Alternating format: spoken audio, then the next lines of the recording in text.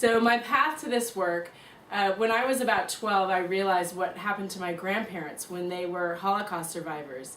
It was one thing to know about the Holocaust. It was another thing to realize in a deep way what that really meant for them. And I have to say, when it hit me, it was like a shock.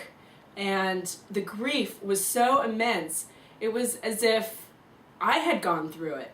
Or it was as if my grandmother had experienced more grief than one soul could possibly process in one life. And that her grief and my great-grandmother and all my ancestors kind of came through me.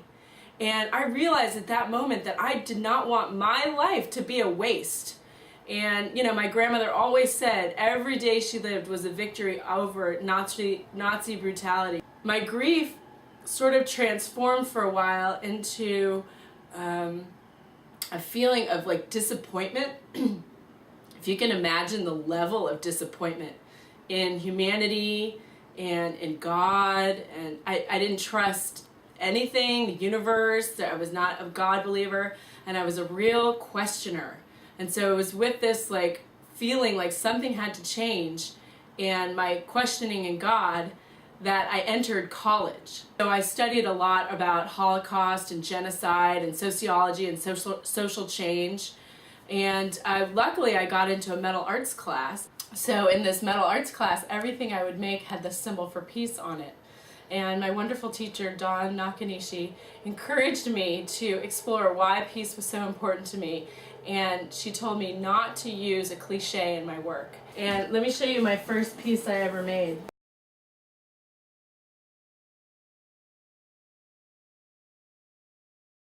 And so, but she pushed me and she encouraged me and she said, think about it and come back on Monday and let me know what you think. So I had an epiphany basically, which was to make my first mezuzah cases. The mezuzah holds a blessing that goes on the doorpost. It's a Jewish tradition. And even though I didn't believe in God, I felt this really strong impulse to preserve our traditions, considering they would have been lost.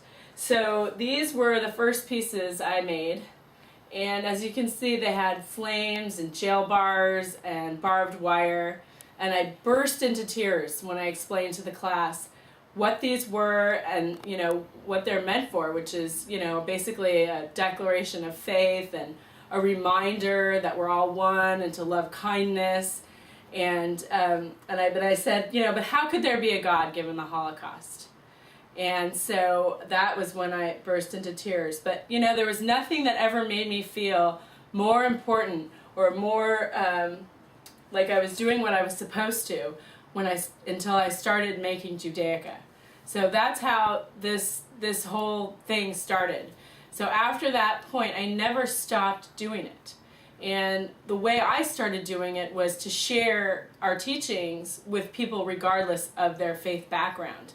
And what I came to realize over the years is that everything in Judaism is practicable regardless of whether or not you're actually Jewish.